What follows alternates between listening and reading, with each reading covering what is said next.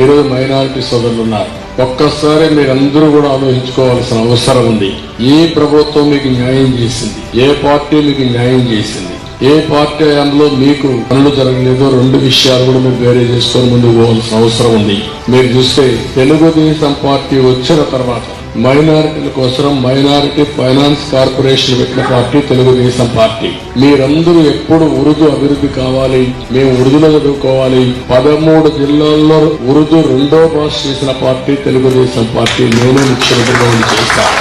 మాకు ఉర్దూ యూనివర్సిటీ కావాలి, మా పిల్లలు కూడా బాగా చదువుకోవాలి. అందుకే హైదరాబాద్ లో ఉర్దూ యూనివర్సిటీ పెట్టించాం.